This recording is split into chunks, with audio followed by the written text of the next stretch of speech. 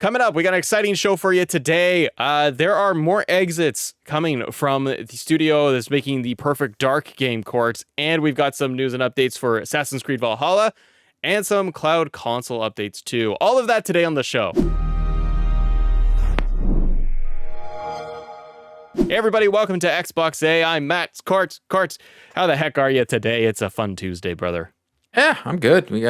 Just did our Game Pass, and now we got unfortunately some news we got to talk about out of the initiative. So let's It's kind of we hinted at it yesterday, right? Yeah, we did a little bit. So let's get into this. This is coming over from VGC. Andy Robinson again has the write-up. We covered this yesterday, and he has another follow-up for this. Xbox The Initiative Studio has seen a Fast and Furious, that's a car racing movie, Court, wave of senior departures in the past 12 months. This is from what VGC has learned. As much as half of the core development team known to be working on the upcoming Perfect Dark reboot quit the company during the last year, or around 34 people, analysts of employee LinkedIn profile has revealed. That includes most of the initiative's senior design team, including a game director, Dan Newberger, who we mentioned in yesterday's show, design director, Drew Murray, lead level designer, Chris O'Neill, principal world builder, Jolion Myers, 2 senior system designers, a group of 3 former God of War designers, and more. Pause there for a second. Court, give me your thoughts on that. That's a lot. It is. For people leaving. We talked about this yesterday. Later on in the article, they talk about how Microsoft is trying to not have a toxic culture. So they're not putting crunch and they're not putting pressure. And that could lead to different aspects. Some may like this, but then there's the vets that have done this for a really long time that like to be able to be like, hey, we need to do this and, put this in a certain direction. So people are actually saying that maybe Microsoft's hands-off approach is actually the reason for this happening. Now, these are just theories. Mm-hmm. I've never worked in game development to say whether, that is needed or not. As someone like myself, I do personally like someone to hold me accountable. I hold myself accountable very much. I do like to be pushed. So maybe Microsoft needs to just, dial it up a little bit. I understand not wanting a toxic culture, but maybe they need to, push these people because you're losing some great people here. And we should have seen the writing on the wall when Crystal Dynamics took over, but this is not good. This is not good. The other thing too is Microsoft has acquired these studios, but we also have to keep in mind, like, they are not, it's not like Phil Spencer. I think people also get the generalized viewpoint of like Microsoft heads or Phil Spencer is walking around the hallways and talking to this studio and running it. It's not. They're running their own shops under the umbrella of Microsoft and Xbox. So it's this odd, almost like to what you're saying of like, you're under us, do your thing. But if there's no push and accountability, it's like the devs could sit there and take their time or not feel that there is a rush on this. They don't necessarily, they probably have their deadlines and all of that, but maybe they're just not feeling enough of that push to get things done. The article does continue on, just to continue with this a little bit, of just saying the initiative's management told VGC it's confident in the team it has in place and new talent joining, and pointed to industry-wide staffing challenges during the pandemic. So as it does say that 34 staff are exiting in the last year, the pandemic could have a lot to do with what's going on. It's, quote, in the article, it says, quote, "It's no small task to build a studio and reinvent a beloved franchise." This is from Daryl Gallagher told VGC. Quote, "In creating the initiative, we set out to leverage co-development partnerships to achieve our ambitions, and we're really excited about all the progress we're seeing with our relationship with Crystal Dynamics. In this journey, it's uncommon for there to be staff changes, especially during a time of global upheaval over the last 2 years." I wanted to stop there because that seems like a very big point too, of like, there's a pandemic and it's not over, and over this time of people exiting, they're exiting during the time when there is no strong job security. Like, you're able to build a game and create a game and all of that, you got a pretty good you would think you don't want to leave. Exactly. And so that to me, like, here's the thing. As of right now, it still sounds like we're going to get this game. I don't think we're going to be getting this game anytime soon, probably 2023 now. But this has got to change. And I think, like I said before, Microsoft has got to change the way they're like, okay, you know what? No, we don't want crunch. We don't want to have that part. But maybe we need to be more... we need to put someone in there to drive the bus. Yeah. I totally agree. Now let's switch gears over a little bit and let's talk about a game that you're excited about that we got a little bit more news coming out, but it's Assassin's Creed Valhalla Dawn of Ragnarok. Talk to me, Court, about So AC. the Valhalla Dawn of Ragnarok expansion is out now. This is a standalone expansion. I believe in the store here in Canada, it is $49.99. So Vikings, the time has come. Assassin's Creed Valhalla Dawn of Ragnarok expansion is available. This is from Brittany Sperlin's article on Xbox Wire. Now on Xbox One and Xbox Series S, ushering in 35 hours of content steeped in Norse mythology and in-game lore.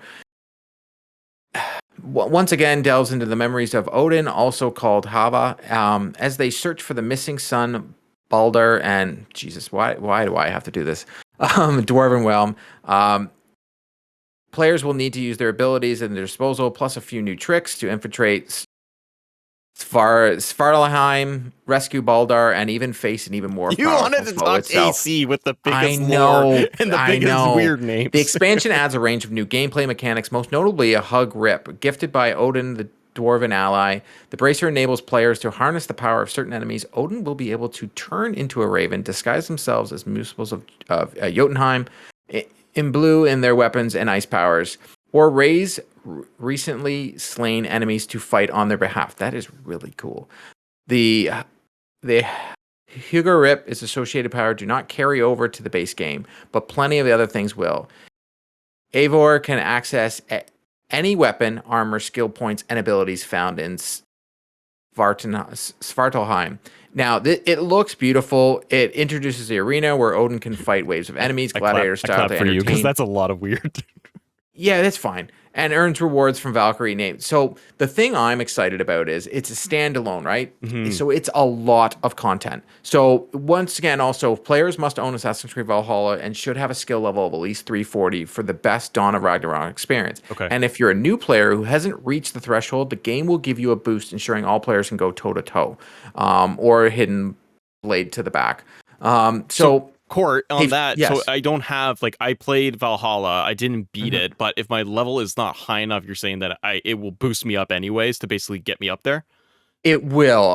As someone that is put over 120 hours into this game, I would suggest finishing the story before hopping into here because I haven't played it, so I couldn't say, but it might give away some stuff that has happened in Okay. the previous game. It looks unbelievable. Hmm. Like the colors, what they've done here. They've done this in previous games. They did it with Odyssey and such, where they had the Atlantis DLC. They give us these standalone expansions that are unreal. So I'm very excited. It's just timing of everything when this came out, and I'm still playing Horizon. This will be the next huge game I explore on the docket for myself. It just might take a little bit because I was as you're going through all of this, I'm like, oh, this looks good. It looks good. Like we're Yeah. watching the trailer here too, and like this looks exciting. I'd be into it. I'm just like, I'm into Horizon right now, and this is too much of that, and I can't for open world stuff. I'm like, I will get to this. This is just going to be on the back burner for me, but hopefully you'll be able to get in there and let us know what you think of this. Let's move on to the next topic here though, because we've got one final news piece, everybody, and that is Xbox Cloud Gaming on iPhone and iPad gains major performance improvements. This is coming over from Windows Central. Zachary Body has the article. Xbox Cloud Gaming is smoother and more responsive on iOS. Thank goodness. Thank goodness. Seriously. What you need to know. Xbox Cloud Gaming lets Xbox Game Pass Ultimate subscribers stream the best Xbox games to any number of devices. And on Monday, Microsoft announced that new updates to the service bring major performance improvements to iOS. That means players can expect more responsive gameplay when using xCloud Gaming on an iPhone or the iPad. Court. You like that? Buddy? This is big for me. I am hoping at one point I have the backbone, so I do use this. I'm hoping at one point my phone doesn't turn into a toaster oven anymore. Unfortunately, that'd be that's nice. one of the things I'm noticing on iOS, and I'm told it doesn't happen as much on Android. But maybe this fixes it somehow. So that's my hope. As someone that does play Game Pass on his phone through the I shouldn't even call it an app. It's just a little section that pops up.